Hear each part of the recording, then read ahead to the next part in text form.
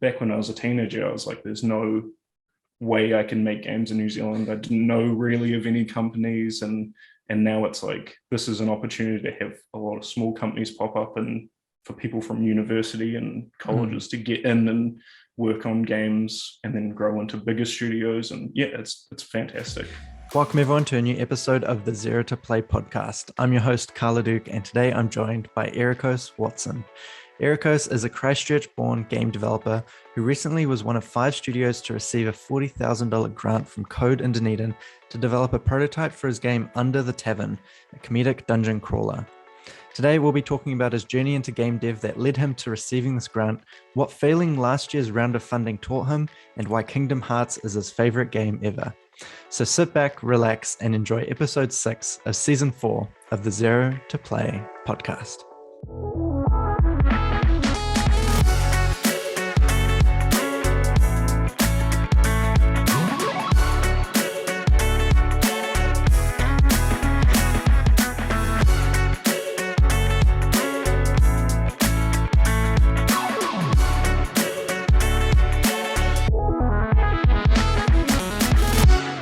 All right, welcome to the show, Erekose. Thanks for joining me. No, thank you for having me. I'm very excited to talk. Yeah, so this is cool. I've been keeping an eye on what Code have been doing. This is their second kind of funding round that they've had, and you're one of the 5 people chosen to develop like a prototype for your game. And I want to congratulate you. That's awesome. And my first question is just like, how does it feel? Like, how did it feel getting that email or message saying that you were successful?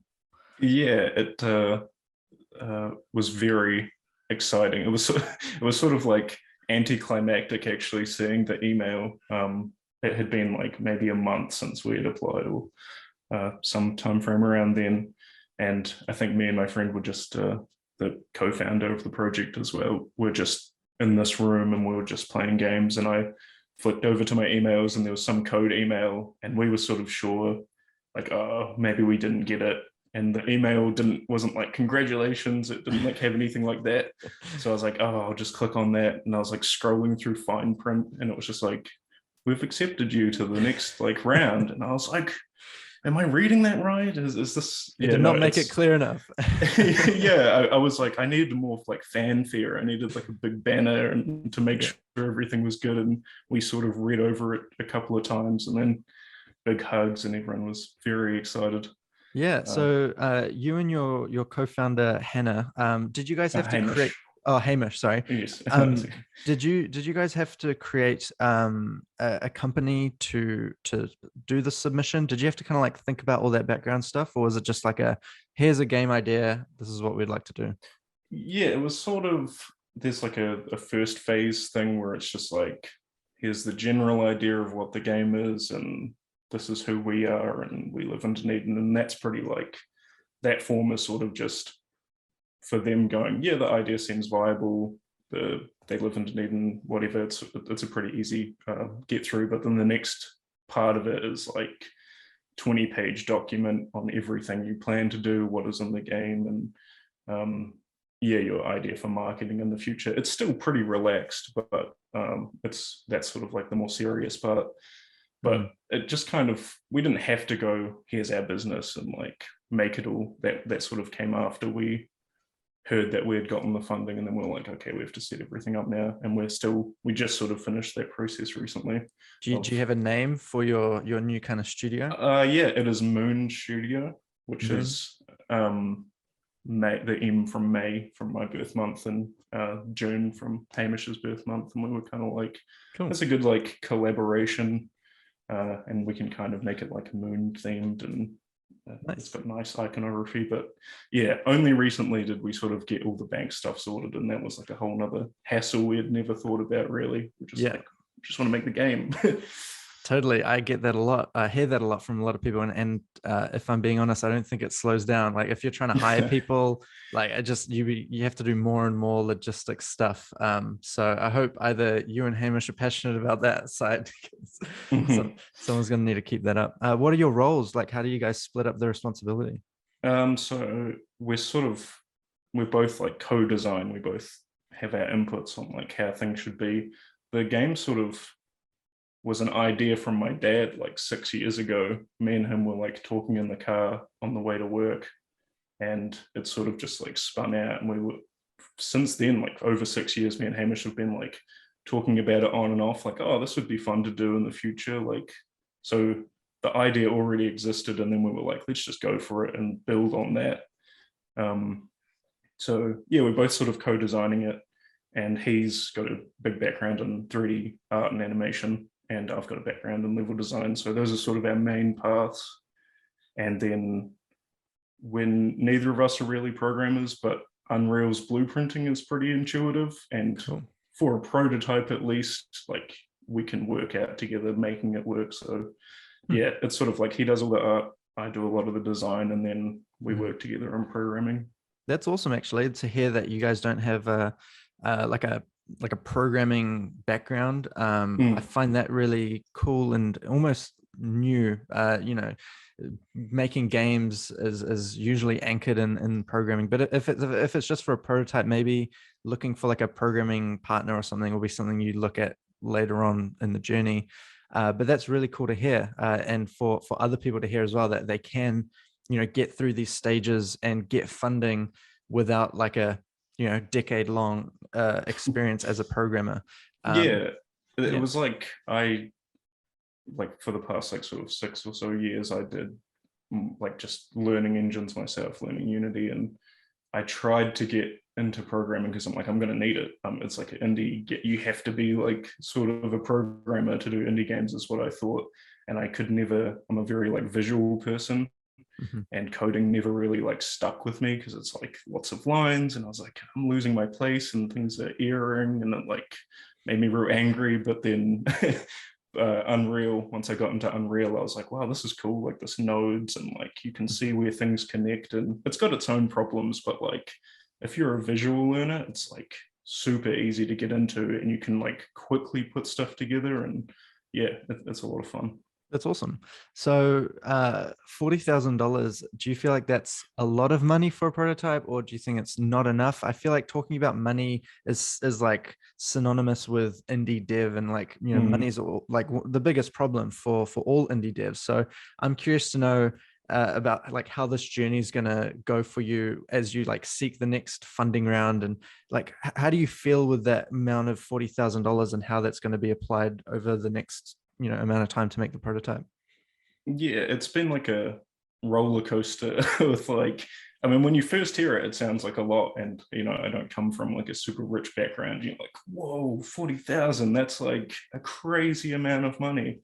But I mean, working in professional games industries, you sort of learn that things cost a lot. And then with the application process, you sort of have to fill out a form of like, here's how we're spending the money and here's how long things are going to take.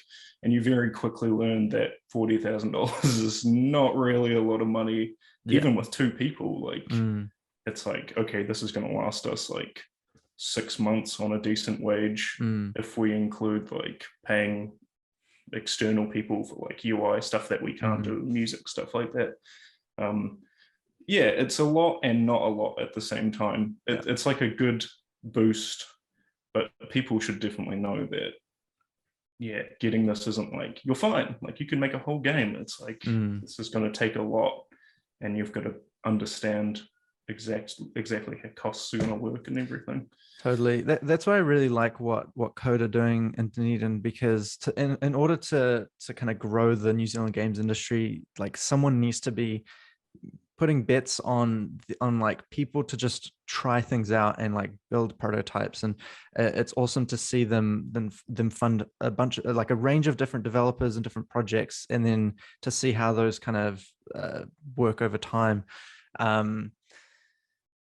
Yeah. So in terms of the game Under the Tavern, can you talk a bit more about that and like what it's about, and how you're hoping to kind of innovate and iterate on the genre, like the dungeon crawler genre, and just game development in general of like, yeah, like what your guys's mission is?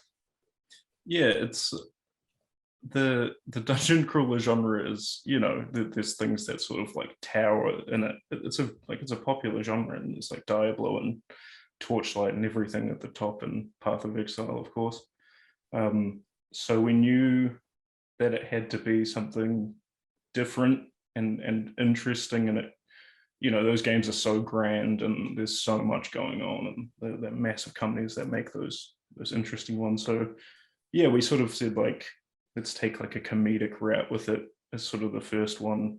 Make it like this weird, everything is tavern themed, everything is like alcohol and brew themed, and it's like a big inspiration was Enter the Gungeon. Like everything is gun related in that game, and it's like everything is a joke, and it's like, oh wow, this is like an overload of weirdly like gun and bullet themed, and it's like a very similar approach, but it's like this Willy Wonka chocolate factory of like alcohol and weird creatures and stuff like that. But yeah, I think the big thing was like, let the theming and the art do a lot of the talking, and it's like let's strip back the dungeon crawler genre a lot. I love dungeon crawlers, and I love Torchlight especially is one of my favorite, but there's so like, I have this issue with it where it's like so much like there's like, you're stopping and looking at loot, and there's numbers and so much going on, and I was like, I want to rip that all out, and just like the fun of just destroying enemies and like having a blast with friends. And that was sort of like an easy way of going, how can we make this happen? It's like we strip it all out, just keep the fun, put it in an absurd setting, and then like push it out. I think it's a good sign of just the games industry and the like dungeon crawler genre, that it's like maturing, where you like the way you feel. I feel like a lot of people in the same community would feel maybe like exhausted with the same like type of games coming out, and I think it's a really good strategy to kind of take it on a different angle, and going down the comedic route I think is really cool, because it's there's so much opportunity to explore different elements, and it's cool to see something being tried in a different way. So who's the comedian out of you and Hamish? Like, how's like in terms of like narrative, or like, are you guys both passionate about bringing the kind of funny elements to the game? Yeah, we've both been sort of, I've known him for like 20 years. We've been friends since primary school, so we've sort of grown up around the same humor, and there's a lot of stuff like Flight of the Conchords and Auntie Donna and Weird Al, and like that sort of absurdist humor sort of flows through both of us. But I think he's a little bit more serious at times, and then that balances out nicely. It's like, I'll be like, I think this is funny, and he'll be like, I think that's too much. And then we sort of can like grind things down and go, yeah, that's actually like this is funny. But it's good being in the same room. Like, he sits right behind me, and we can just bounce off each other and say stupid stuff and go like, hey, that's actually pretty funny. We've always sort of had this, like a long time ago, we would work on animations and make jokes in there, and then we had always talked about making games. And yeah, I think humor is right now, like, there's a lot of indie games coming out, and having your first one be like a little bit funny and silly and not take itself seriously is really good. I think it's way harder trying to make a serious game as your first game, because it's like, people don't know who you are, and they sort of have to get on board with like your serious content. But if it's like something ridiculous, you can hook people early and be like, just have fun with this, like don't take it so seriously, and this is who we are. And yeah, you see games sort of doing that now, like Fall Guys, I think, is a good example of like a silly game that everyone can get into, and like now that they've established themselves with that, they can make something more serious if they wanted. I think it's like, that's a good company. So yeah, I think you mentioned something interesting about how like comedy brings people in quickly, and I think that strategy is used in other mediums like film. I'm thinking of films like Shaun of the Dead, Hot Fuzz, or End of the World. Like they've mastered that that system of like grabbing a genre that's maybe been overdone, and then just like putting a comedic spin on it, to just make it seem fresh and parody the genre at the same time as like using that genre to make a film. It's like a lot of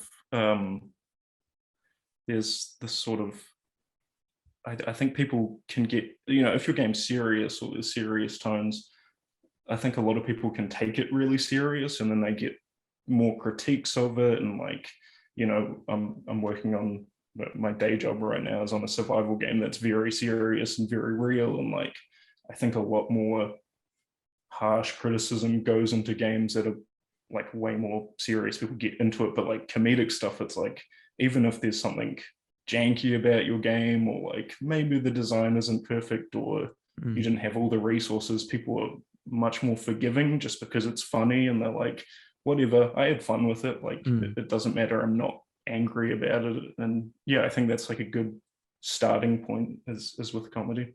That's cool. I'm excited about that. I haven't really heard anyone use that as like a strategy, which is really cool. Um, uh, do you, yeah, so when you're kind of making a game, one decision you have to make is like how open you're going to be with like the community during development.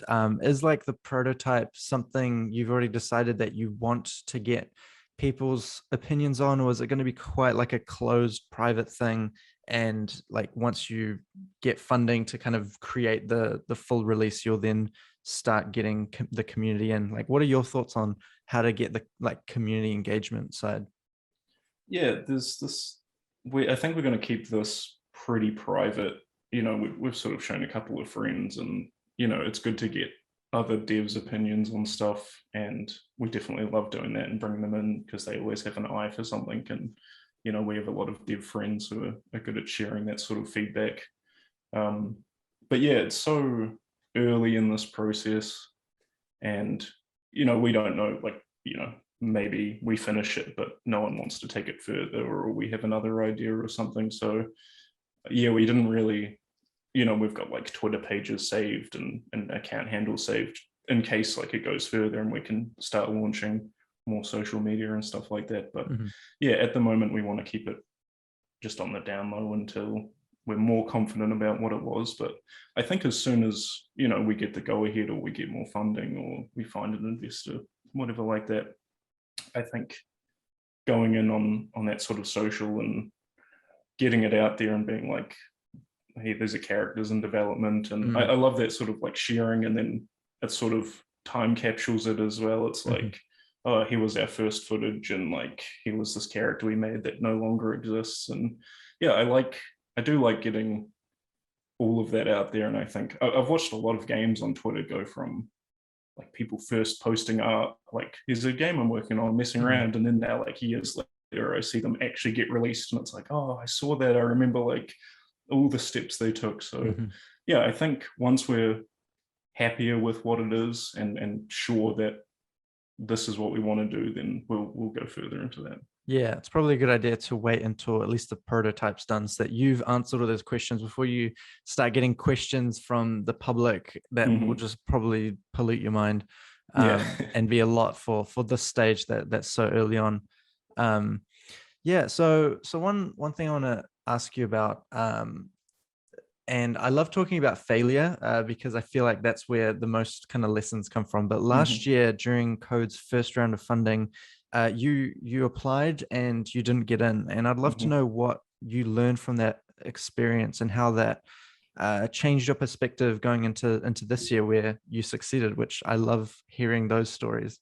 Um, Yeah, no, as soon as I sort of was going to bed last night, I was like, oh yeah, that's like a great thing to talk about. I should have like sent him that, because yeah, that was like it's sort of like I had forgotten about it, I'd Mhm. moved on from it. But looking back on it, yeah, I applied in, was it 2020 for their first round, and it was just me. Hamish applied also for his own project. We sort of had separate ideas, and we were like, well, if we both apply separately, if one of us gets it, then the other one can work on that project. And I was like, Mhm. that's a good idea, we can split it that way.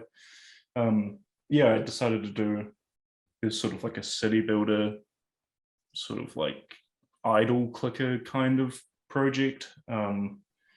And I just sort of started messing around with the idea, and I got a bunch of people that I knew. I was like, oh, can you work on this? Like if I get this funding. And yeah, I managed to wrangle up a lot of people, but I spent a lot of time getting people together, Mhm. securing that, and less time sort of working on the pitch and the idea itself. And when it came down to it, at the time, the original funding round, they sort of you had 10 pages to pitch your game, like to write the document down. In the current round, it was 20. So I had a very small amount of like pages, and I had all these ideas in my head. And I think the thing I did wrong was like just not think about exactly how I needed to structure this sort of pitch.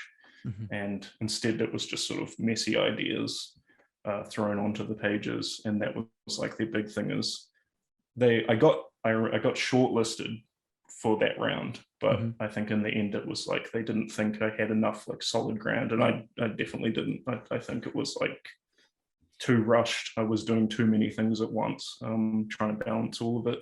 And then that went to the next round when me and Hamish decided to go for Under the Tavern.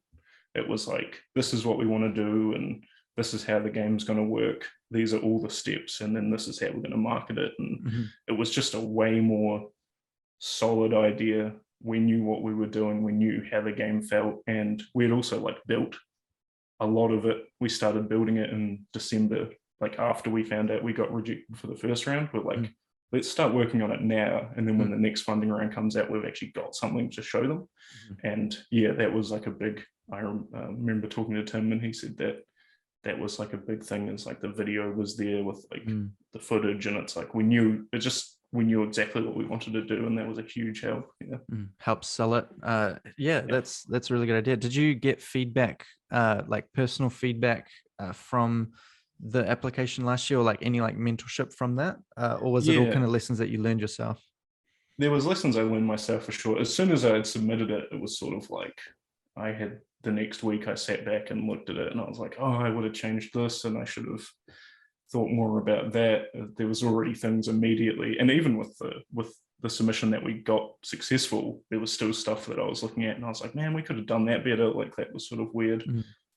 Later on, I think it was a couple months down the line, we did have a video call with Tim Ponting and V from Code, and there's like a panel of people, I think it's like 4 or 5 people on Code who sort of judge. They get the submissions and they talk about them, and yeah, I got all of the raw feedback like straight from that, and it was mostly what I had already sort of figured out for myself. But yeah, it was like their ideas are flimsy, and it doesn't seem like there's like enough solid concepts. But I was also like, I was sort of pitching it as like a full game, I think, and you have to, like, we do this a lot now with the project now, is like dialing it back, realizing that you're making a prototype is not the full game. Like there's stuff you don't have to do. Like you don't have to make it as crazy as the full game is. It's like, think about the core mechanics and how the whole sort of project will work, and then condense it down.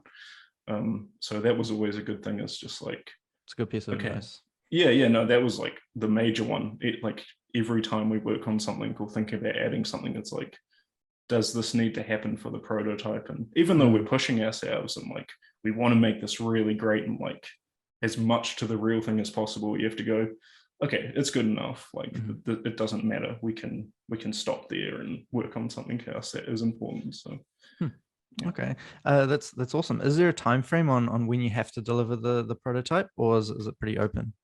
There is a time frame that we set. Sort of, they do it in milestones where it's like we go, these are the major milestones. We give it to Code, and they sort of break it down and go, okay, you'll get 20K for this milestone. Like you'll get 20K straight up, and then after you've finished this milestone, you'll get 10, and then after you've finished the prototype itself, you'll get another 10. So, but they're very loose. Like Code is so anti what you would expect of someone giving you money. Like you would think it's like, you have to do it this way and you can't cut any corners, but they're very, I mean, like thankfully, like, yeah, it's so supportive. It's like wonderful. It's like, have money, your idea is good, and like, don't stress about it. Like, you know, you guys are capable of doing the work, and, you know, if you need another month or another 2 months, then that's okay. Or like, maybe there's too many milestones and you can chop a couple out. That they are very lenient with it, but we've got it right now for February is like when we want to be done with it, and that sort of coincides well with how they're doing their funding cycles. So Cool. I think they're sort of setting it up as you do a prototype and then you use that to apply for the next funding round. Yeah, So because they're funding, it's like an early stage fund or something for 250K. Is that the next one? they have a up to 40K is their kickstart one, which is like you're Oh, making right. a prototype, and then Yep. they have one up to 150,000, which Yep. is like you've got a prototype and you've got a plan to put it into production, and like so it's a lot more serious. And then they have a one up to 250K, and that's sort of like if you've got an established company already, Mhm. and you have to match that Mhm. funding as well. So Cool. yeah, they've got these good tiers, and it's like so good for studios in Dunedin. It's like Mm. new ones are popping up, and new ones are taking off, and new ones are getting more money, and like it's growing really Mhm. fast. It's incredible. Yeah, I love hearing that. Just from being in Auckland, I'm a big advocate for code kind of expanding to nationwide. Yes. I just feel like they understand how success can come from any corner. Like any developer can create a hit if if they have the right timing and the right like understanding of the market. Mhm. There's no that yeah, just supporting anyone who's interested in making games, I think is the right idea, because after 10 projects funded, there could be one that makes the rest of the 10 like profitable in terms of the amount of Mhm. money that they've given out. And that's something that I'm like trying to help advocate for with the NZGDA as well, is just more funding for people to just develop prototypes and put their ideas into actual work to see if there's more interest. Yeah, they had taken the idea, I think, from there was a Swedish company that had done something very similar to what they're doing, and Mm, I know that I think a company in Victoria in Australia had done something similar. But it's like, here's a bunch of money and here's the applicants, and they mm, don't care if some of them fail because they're mm, learning and growing. It's like you're building people up. mhm, And yeah, you can fund hundreds of projects as long as one, mm, makes a lot that's going back into New Zealand's economy. And like you're just starting up a bunch of businesses for something that's growing very fast. And then there's like, back when I was a teenager, I was like, there's no way I can make games in New Zealand. I didn't know really of any companies, and now it's like this is an opportunity to have a lot of small companies pop up, and for people from university and mm. colleges to get in and work on games and then grow into bigger studios. And yeah, it's fantastic. Totally. Yeah, I think that's huge for just like the motivation of the next generation of game developers coming up, knowing that there's opportunities for them. So something Mhm. you just mentioned is when you were younger, you felt like there wasn't really a New Zealand games industry, or wasn't really like a career path. Mhm. Knowing what you know now, do you feel like if you were, 13 years old again, learning how to program, now, do you feel like you'd have a bit more motivation than you did back then? Yeah, I think like there was a big, I mean, when I turned like 16 or 17, I went into to do a web design course because I was like, that's going to make me money. Like Mhm. I need to survive. And it was sort of like, yeah, I'd kind of given up on games as like a career. I was like, I can work on my own indie stuff, and that's great that that's there. But if I had known then, like what I know now, it was like, why didn't I spend more time, like learning more, like just pushing myself more? Because it's like over a year of just working in Unreal, Mm, I learned just an exponential amount. And it's like, if you just, an hour a day on what you want to do, you can learn so much, and it's so beneficial. mhm. Yeah, I'm very thankful that there's now like this industry when I thought there was never going to be one. Yeah. Okay. So if you're sitting on the bus next to a 13-year-old local in Dunedin that was really passionate about games, what advice would you give them about pursuing games as a career? Where would you want them, like where do you feel like they should spend their time? I think the best thing to do is just find an engine, Unity or Unreal or Game Maker or whatever it is, and just download that. There's so many free ones, and they're so fantastic. And just like use YouTube to Hmm. learn tutorials and mess around with it yourself. There's no like, you don't have to. I mean, I dropped out of high school at 16. You don't have to go to university to do this. You don't have to like, that stuff can help.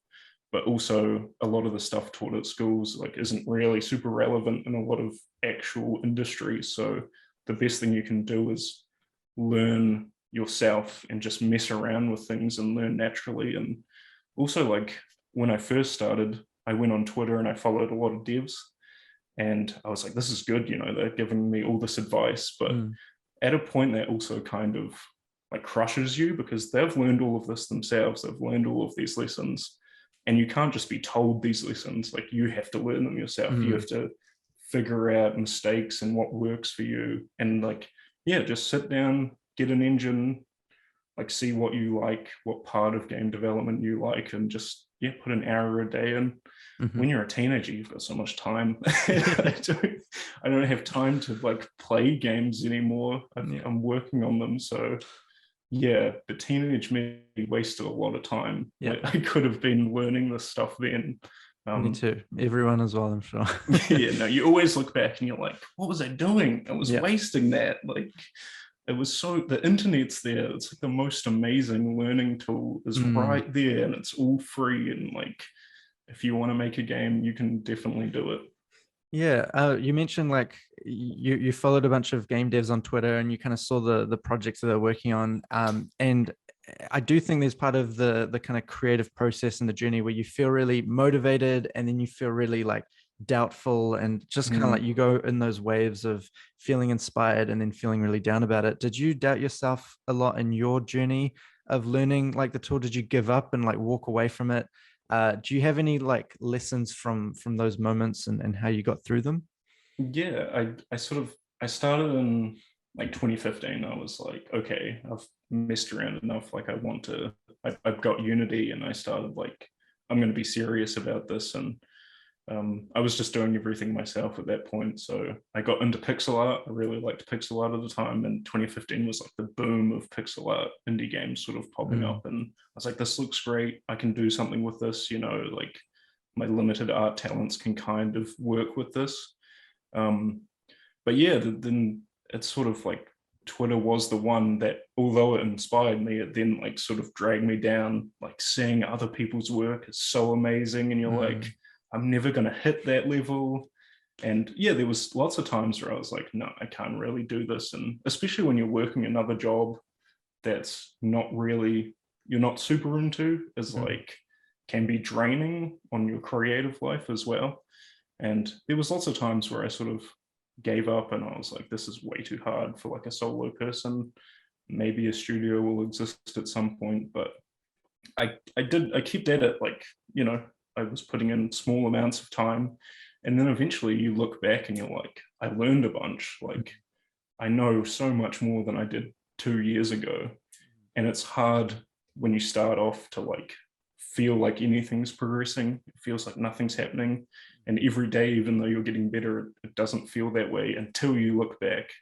And that's why it's so important to like stick with it, because eventually in like a couple of years' time, you'll be where you want to be, and you're like, oh, I know so much now. It's so different. Yeah.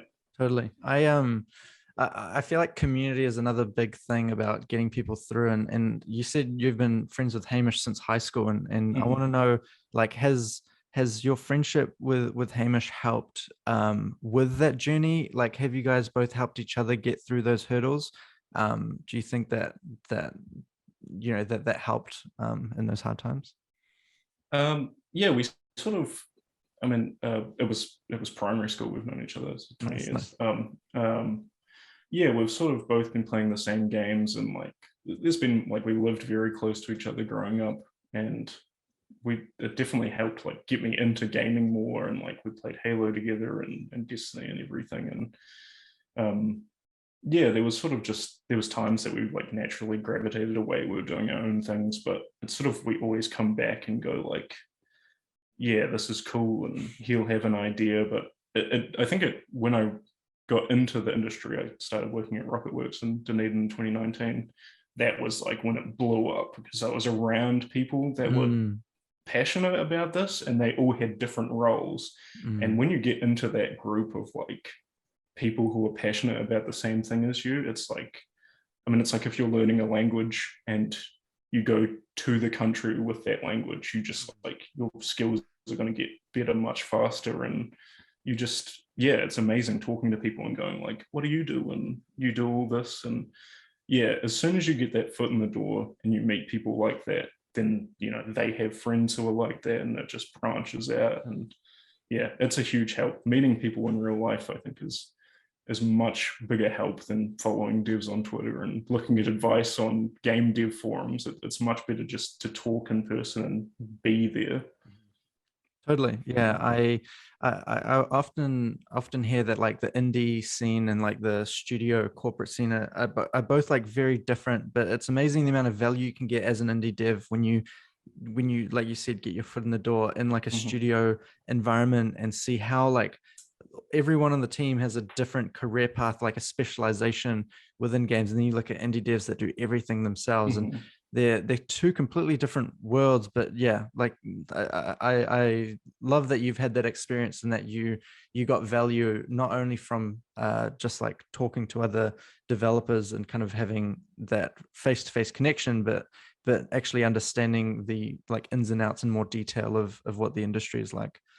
Yeah, it's fantastic being in a studio environment. Like, even if you want to make your own, like, you know, I've always wanted to make my own game, and I care about making my own thing and doing a lot of work on my own project. But being a part of something else that isn't yours and being like a cog in that machine is also like really valuable. And it's like you also get to dedicate all of your time into one thing. Like mine was level design, and I had done level design before and I messed around with stuff, but it was like getting fully immersed in that and finding out it's like, wow, you can spend your whole life just doing one piece of game design when I was trying to do all of it. And then seeing everyone else in the company doing like one piece, and like seeing that depth is really amazing. And I think it makes you a way better indie dev, because then you realize how substantial it is doing each part of everything, and you realize how much time things take. And it's like, knowing that about game dev is so important, like understanding how long things take and like how having a team makes things easier. And yeah, when you then go back into indie and working on something solo or with a small team, you're like, okay, I have a better bearing of like what needs to be done and what can be done. Yeah, I can say for a fact there's a lot of closet indie devs that work in studios that are chipping away at their project on the side. And some people like, you know, build their projects and then leave the companies to pursue that. Like they use the studio as, you know, as a way to survive and pay the bills. And I feel like that's a completely natural approach. You know, everyone's got their own hobbies and side projects. And yeah, no, that's really cool to hear. Although some people, you know, some people go indie straight out of high school or straight out of you know, their childhood and kind of pursue that, and that's the way that they want to kind of go through their journey. You mentioned that Indie Game the movie was a huge inspiration for you. Can you talk a bit about why that was, and how that perspective has changed over time as you've learned more about game dev? This was around the time where I had sort of gone, I want to make games, but my idea of games was like Square Enix and Bungie, and I was like, hundreds of people make games. Like that was my perception of it, is that's how games were made. It was a lot of people. I'd never really seen that. That was like the time where, you know, like 2011 or 2012, where like Super Meat Boy and The Binding of Isaac were coming out, and I saw Indie Game the movie on Steam, and I was like, that was kind of a new term, I guess, like indie games. It was pretty fresh. And yeah, watching that documentary, Edmund McMillan is like a big inspiration for me, and seeing him be like, you know, one or two people working on a project and that project being real successful, and like I was like, oh, you can make games like by yourself, like that's a possibility. It had never occurred to me at the time that that could be done. Like just indie game, the scene didn't exist really. So I was like, okay, this is something I can do now. Like these people have done it, then I can do it. You know, I just have to figure out the way of doing it. And yeah, it's changed a lot working in the industry and working in a studio and stuff like that. But I still think that documentary is so important to indie devs. Like it gives you a great understanding of what has to be done to make a game with a small team or by yourself. And you should know a lot of that stuff going into it. It's like not Mhm. a cakewalk, and it's you've got to understand the sacrifices that you might have to make with your time. Like, do you have a family and stuff like that, and how does that affect them? And yeah, that's a big one. The scene's so different now. Like indie games are so known, and Mm. Unreal's free and Unity is free, and there's all these options. But back then, like there wasn't those options. That it was much harder to make stuff on your own. So Mm. yeah, that's a definite watch. People should watch that if they want to Yeah. get into indie games. It's amazing how easy it's getting. I'm a producer. Like my skills are in communication and organization. I'm not a programmer, but I have this like ambition to be able to make my own games one day. And I'm wondering how long it will take before the tools are something like, as simple as Photoshop, where, or I guess blueprints are kind of getting there. I am still Hmm. kind of trying to overcome that hump of really wrapping my head around how it all works. Hmm.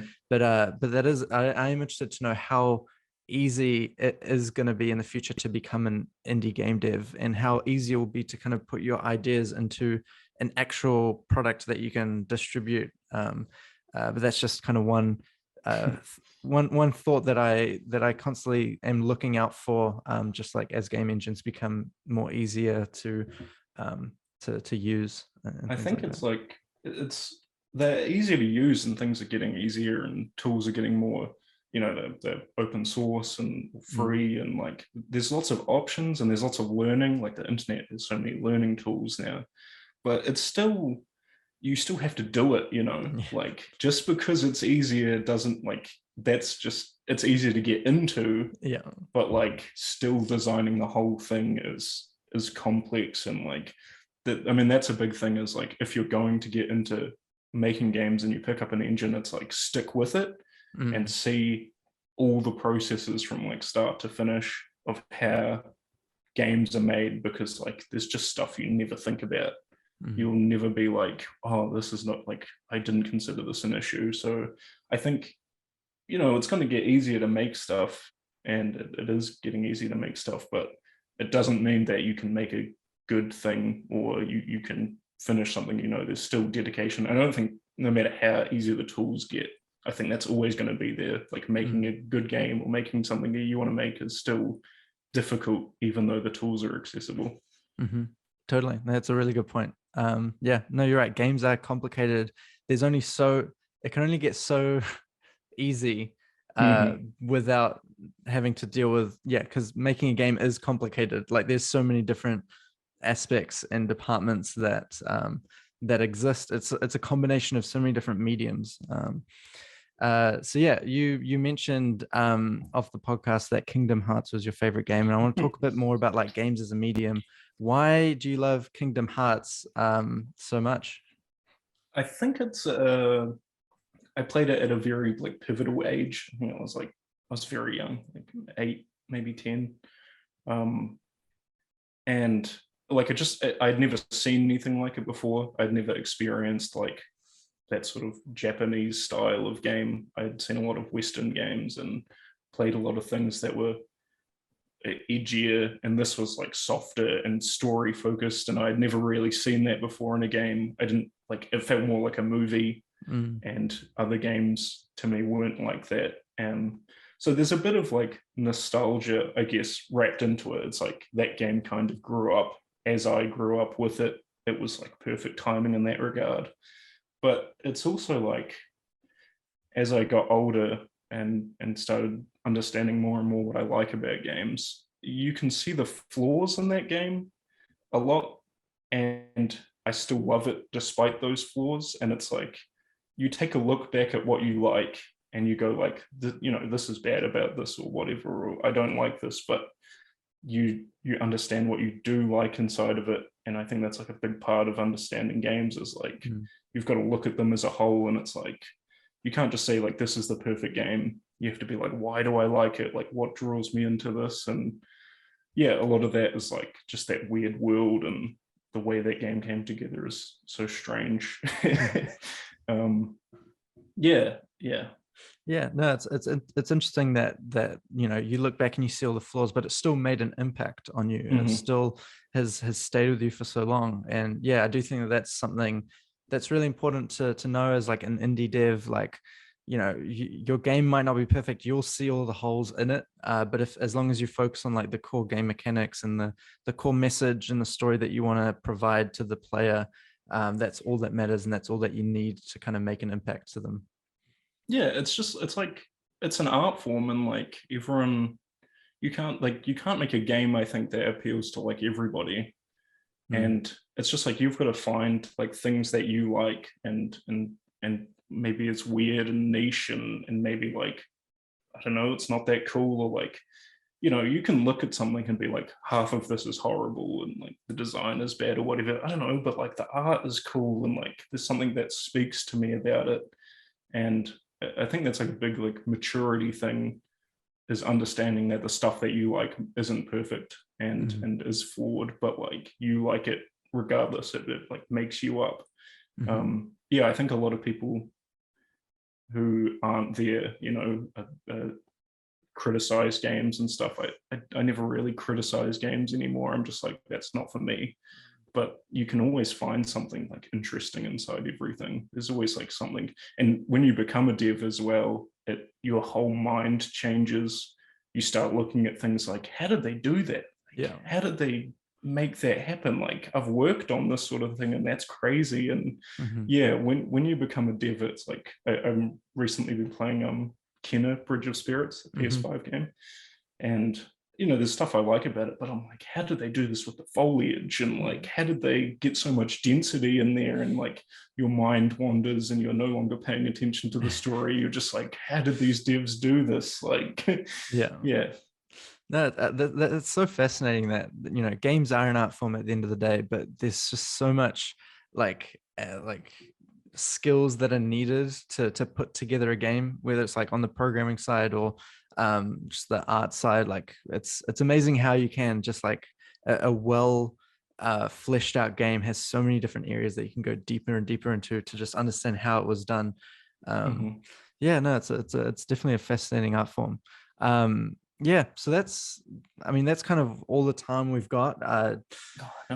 It goes so fast. I know, but a quick hour here, and in 6 months' time, we'll talk to you for another quick hour to hear about how the prototype has gone. So you've been working on it since December last year under the tavern. How much time would you say you've spent on it so far? Like if anyone was wanting to build a prototype in 6 months, and one of the pieces of advice you gave earlier was to like try and start that process earlier before asking for funding, like how much work would you say, this is just something that's just popped into my mind, how much work would you suggest is enough to put in before applying for funding to make a prototype? Yeah, you can apply for funding, like, if something like code, you can apply for it without having done any of that, but it helps you understand what needs to be done, and it also gives you like a good idea of like, is this actually fun? I think that's a big thing, is it's like, you can have a great idea for a game, but until you like sort of put the pieces together, you won't know if it works that well. I think so. Like I'm working like 30 hours a week at my current job, and so it's sort of like 10 to 15 hours on this every week. But back in December, we were sort of just like throwing things around and like just putting pieces together. It's difficult. I'd probably like, it depends on how much time you have, are you working a full-time job, but maybe give, like, if you're thinking of applying for funding, maybe take like a month and be like, whatever time I can slot in, try and make this thing, or at least like put a document together of how you think it's going to work, and just do as much as you can to like solidify it before applying for anything, because it will give you a better idea of what you actually want to say in the application. It's like, you might just be like, these are my ideas and I think they're going to be great. But if you've actually worked on it, you might be like, oh, that didn't work out. I'm going to cut that from my pitch and everything. So yeah, take a month and just figure out what you want to do and what you can do in that time. Yeah. No, it's a good piece of actionable advice and a perfect way to end the podcast, I think. I really love your openness and your journey so far. You've gone through failure, and you've kind of come out, and you've got this new sense of like this new journey in front of you. And I'm really excited to see how this how this pans out for Moon Studios, for Mhm. Code, and like the journey that Code is on, and just the New Zealand games industry as a whole. So I wish you the best on this journey. I can't wait Thank you very to much. start seeing once you guys create like a Twitter page for Under the Tavern, Mhm. you start sharing your behind the scenes and your character development and things like that. Yeah. I'll definitely be on board. There's great stuff right now. Like the stuff that we've got is so good, and it's like one of those things where I wish I could show it to everyone already. But no, we want to just make sure it's perfect before like throwing it out in front of people's eyes. But yes, it's very exciting. Every Yeah. time something new gets added, I'm like, let's show someone. Let's send it somewhere. But Well, that's a really good yes, sign. That's a really good yeah, sign. And once you guys are ready, I'm sure you'll start to flood the internet with Under the Tavern content. yes, we Um, will. so yeah, anyone that's interested in following the journey of Moon Studios, the best place is probably to follow Erekose on Twitter at Erekose Watson. That's Erekose Watson. And I'm sure once the Twitter page is created and all that, you can find it through his page there. So yeah, Yes, I'll become a promotion. I'll be promoting it always. exactly. My whole Twitter will become that for I'm sure. sure it will. Awesome. But yeah, thank you so much for your time, and I wish you a good rest of your day. Thank you so much Yeah, for coming on. thank you as well. Have a good one. Thank you so much for listening to this episode of the Zero to Play podcast. I hope you learned something about game development, the games industry as a whole, or the future of games. You can follow us on Twitter at Zero to Play, subscribe to us on YouTube, follow us on Spotify, or any other podcasting service. Other than that, you can find links to this episode down in the description below, and I'll see you guys next week for the next episode.